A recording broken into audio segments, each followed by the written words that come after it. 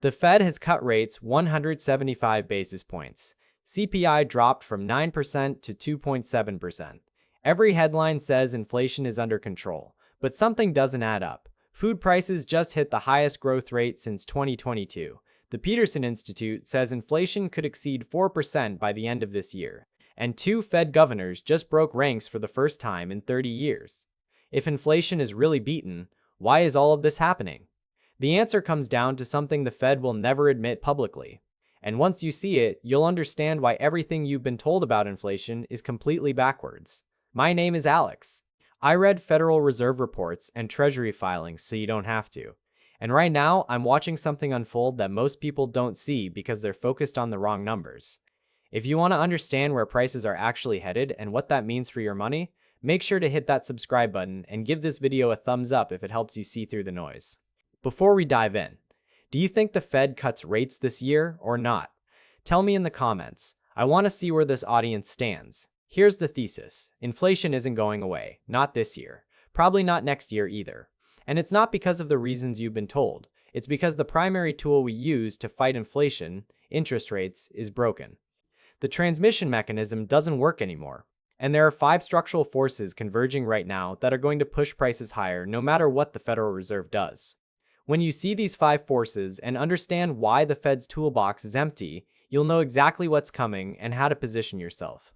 Most people look at the 2.7% CPI number and think we're almost back to normal. 2% is the target. 2.7 isn't that far off, right? Here's what they're missing. December 2025 CPI came in at 2.7% year over year. Core CPI at 2.6%. Core PCE, the Fed's preferred measure, sits at 2.8%. Still above the 2% target after nearly 5 consecutive years. That's not a rounding error. That's a persistent problem. And here's what almost nobody is talking about. The October 2025 CPI data is completely missing. The government shutdown disrupted data collection at the Bureau of Labor Statistics. November data was collected over a condensed window and its quality is compromised. Think about that for a second. The Fed is literally making policy decisions based on incomplete data. They're flying blind through one of the most critical periods in modern economic history. The December breakdown shows exactly where the pressure is building. Food prices rose 0.7% in a single month and 3% year over year, the highest since August 2022. Dairy up 0.9%. Cereals and bakery up 0.6%. Shelter up 0.4%. Food makes up 13.7% of the CPI basket but disproportionately impacts low and middle-income Americans. When eggs and milk cost more, people feel it every single week. And that feeling shapes behavior in ways the Fed can't control. The Kansas City Fed president said in January 2026 that inflation remains too high. Both non-energy goods and non-housing services inflation remain above levels consistent with the 2% target. He warned that cutting rates could disproportionately harm the inflation side of the Fed's mandate. A Fed president saying that out loud is significant. They don't typically break ranks like that. But 2 governors did exactly that at the January meeting. Murin and Waller both dissented, voting for a cut. First time too, board governors dissented in over 30 years.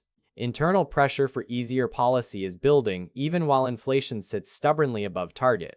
That's the current state. Inflation isn't beaten, the data is incomplete, and the Fed is divided. Now let me show you the 5 structural forces that are about to make everything worse. Force number 1, the tariff wave that hasn't hit yet. Most people think tariffs already push prices up. They haven't, not fully. Companies absorbed the initial costs by drawing down inventories they stockpiled before implementation. Those inventories are now depleted. The bill is coming due. According to Morningstar, core goods prices rose only about 1 percentage point in 2025, but import prices including tariff costs were up nearly 10%. That means businesses have been eating almost all of the tariff bills. That cannot last. No company operates at a loss indefinitely. They will pass those costs to consumers. The Peterson Institute explains that tariff pass-through tends to be gradual. Companies raise prices in smaller increments over a longer period rather than sharp one-time increases. It's strategic. Small increases don't trigger consumer backlash the way a sudden 10% jump would. By mid-2026, the delayed pass-through should be substantially complete. This could add 50 basis points to headline inflation. Half a percentage point doesn't sound like much until you realize it takes the 2.7% we have now to 3.2%, and that's before the other four forces kick in. JP Morgan estimates tariffs will add a full percentage point to the consumption deflator by Q4, sustained through Q2 2026. December's PPI showed tariff pressure still in the pipeline. Wholesale trade for machinery and equipment was the main driver. That pressure is flowing through the supply chain right now. It's already in motion. The prices you'll pay in 6 months are being determined by purchase orders being filled today. What I'm about to show you next is the thing that took me years to fully understand, because it's the force that almost nobody in the media will talk about honestly. Force number 2, the deficit that keeps growing. The Peterson Institute warns the fiscal deficit could exceed 7% of GDP in 2026. The CBO baseline projects $1.7 trillion for fiscal year 2026. Through the first 3 months alone, the deficit was already $601 billion, the second largest first quarter figure in 6 years. We're on pace to blow past every projection. The One Big Beautiful Bill Act adds an estimated $2.4 trillion to deficits over 10 years before interest costs. New spending before midterm elections is increasingly likely. Enhanced ACA subsidies at roughly $30 billion annually. Tariff dividend checks ranging from $300 to $600 billion depending on income limits. Both are under serious discussion. Politicians love spending money in election years, and 2026 is a midterm year. Interest payments alone will total $14 trillion over the next decade. Let that number sit for a moment. $14 trillion. Not on programs, not on infrastructure, on interest. Rising from nearly $1 trillion at 3.2% of GDP to $1.8 trillion at 4.1% of GDP by 2035. Interest costs are already the second largest federal spending category behind only Social Security. Debt held by the public goes from 100% of GDP today to 118% by 2035, potentially 134% under an alternative scenario. More government spending means more dollars chasing the same goods. It's the most basic principle of inflation. Every additional dollar of deficit spending adds fuel to the fire, and the fire is already burning. Force number 3, the broken tool. Now here's the real reason inflation isn't going away. This is the part the Fed will not say out loud. The Federal Reserve raises interest rates to cool the economy. Higher rates are supposed to make borrowing expensive, reduce spending, slow demand, bring prices down. That mechanism is broken. The medicine isn't working because it's not reaching the patient. Household debt service ratios sit near historic lows. Credit spreads are tight. Household net worth exceeds $180 trillion. People have ample capacity to keep spending regardless of what the Fed does with rates. When your house is worth 50% more than it was 5 years ago, and your stock portfolio is at all-time highs, a quarter-point rate hike doesn't change your behavior. You still buy the car. You still book the vacation. You still remodel the kitchen. Large tech companies finance AI investment through cash flow, not debt markets. When Microsoft, Google, Amazon, and Meta invest billions in data centers, they don't borrow the money. They spend from retained earnings. Rate hikes don't touch them. The biggest capital expenditure boom in a generation is happening entirely outside the reach of monetary policy. Private credit has reached nearly $2 trillion, providing an alternative financing channel that bypasses the traditional banking system entirely. Companies that need capital can get it without ever being affected by the Fed's rate decisions. The shadow banking system has grown so large it's no longer a shadow, it's a parallel economy. The neutral interest rate, R star, is almost certainly higher than the Fed estimates. Cleveland Fed models suggest R star has risen by 50 to 75 basis points. If that's correct, current monetary policy at 3.50 to 3.75% is more accommodative than it appears. The Fed thinks it's being tight. It's not. It's barely restrictive by historical standards. JP Morgan describes the current rate environment as not restrictive by historical standards. Despite 175 basis points of cuts since September 2024, the economy continues to grow, consumer spending remains solid, and asset prices keep rising. The tool is broken. Raising rates used to slow the economy. Now it just makes savers feel better while everyone else keeps spending. If you've made it this far, you're already ahead of 90% of people. But don't stop now because the next two forces are where this gets really dangerous. Force number 4, the labor squeeze. Break-even employment. The number of jobs needed each month just to keep the unemployment rate stable has fallen from around 150,000 to below 90,000. Immigration policy has tightened the labor supply. Unemployment stands at 4.4%, but for those with jobs, the market remains strong. Wage growth still outpaces inflation by around 1%. Layoffs remain historically low. The NFIB Small Business Survey shows firms continue to struggle to find qualified labor. The Kansas City Fed specifically noted rising healthcare premiums as a cost burden employers are absorbing and passing through. When workers have bargaining power, wages stay elevated. When wages stay elevated, prices stay elevated. It's a loop. And right now, that loop is reinforcing itself. Companies can't find workers.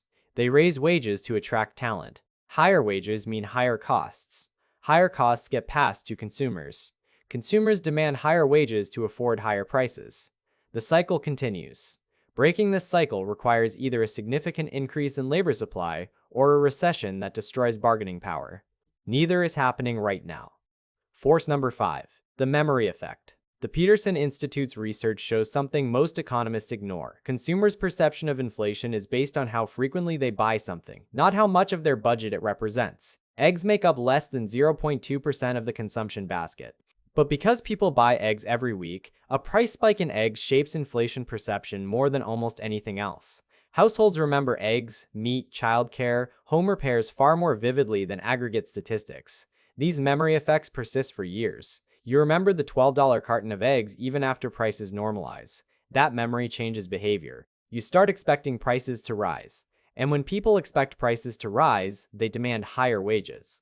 Companies raise prices to cover the higher wage costs. That creates a self-reinforcing spiral that is extremely difficult to break. Short-term inflation expectations in the New York Fed's consumer survey have started drifting upward. That's the canary in the coal mine. Once expectations become unanchored, inflation becomes a self-fulfilling prophecy. The Fed knows this. It's why they watch expectations data so closely. And right now, that data is moving in the wrong direction. The cumulative burden is real. CPI increased 26% in the 6 years ending June 2025. The personal savings rate was 4.8% in Q3 2025, well below the pre-pandemic 7.3%. People are spending because their assets make them feel wealthy, not because prices are affordable. That wealth effect works until it doesn't. When asset prices eventually correct, spending will collapse. But until then, the spending continues, and so does the inflation. Now let me tie all of this together because when you see how these pieces connect, everything changes. You have 5 structural forces. Tariff pass-through that's still coming. Deficit spending that's accelerating. A broken monetary transmission mechanism. Tight labor markets with wage pressure. And inflation expectations that are drifting higher. Each one individually would be manageable. All 5 together create a perfect storm. And here's the critical part. The Fed's primary tool, interest rates, can't address any of these forces effectively. Rate hikes don't stop tariff costs from flowing through. Rate hikes don't reduce the deficit. Rate hikes don't work when transmission is broken. Rate hikes don't increase labor supply. And rate hikes don't change inflation expectations once they're unanchored. The Fed is fighting a structural problem with a cyclical tool.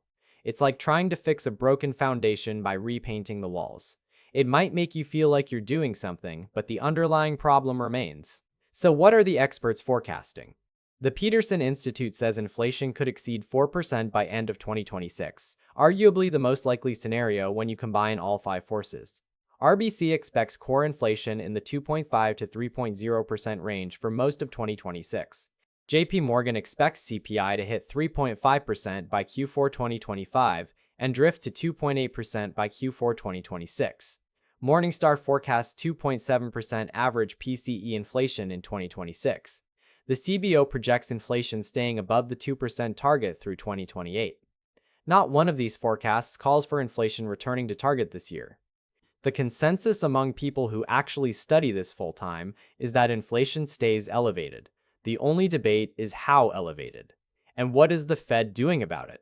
The Fed held rates at 3.50 to 3.75% at the January 28 meeting. Markets price 85.2% chance of no change in March. The internal pressure to cut is building, but the data doesn't support it yet. In December 2025, the Fed approved new Treasury purchases up to $40 billion per month. They say it's reserve management, not QE. The market reads it as stealth easing. It continues through April 2026 and works directly against inflation reduction. Warsh confirmation is uncertain. Powell retains his board seat until 2028. JP Morgan still expects 50 basis points of cuts this year and 75 next year.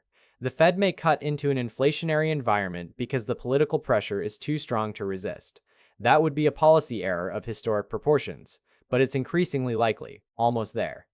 But before I wrap up, I need to show you what this actually means for your money, because understanding the problem is useless if you don't know how to respond. At 2.7% inflation, purchasing power halves in 26 years. At 3.5%, it halves in 20 years. At 4%, it halves in 18 years. Those aren't abstract numbers. That's your retirement. That's your savings. That's the value of every dollar you hold in cash right now slowly evaporating. High-yield savings pays up to 5% APY. After taxes, the real return barely beats inflation at 3% plus. You're treading water at best. CDs offer 4.18%, a negative real return after taxes if inflation stays above 3%. The traditional safe havens aren't safe anymore. They're slow-motion wealth destruction. Asset owners win. Stocks, real estate, and gold grow faster than inflation. Historically, they always have. Borrowers with fixed-rate debt win because they repay in devalued dollars.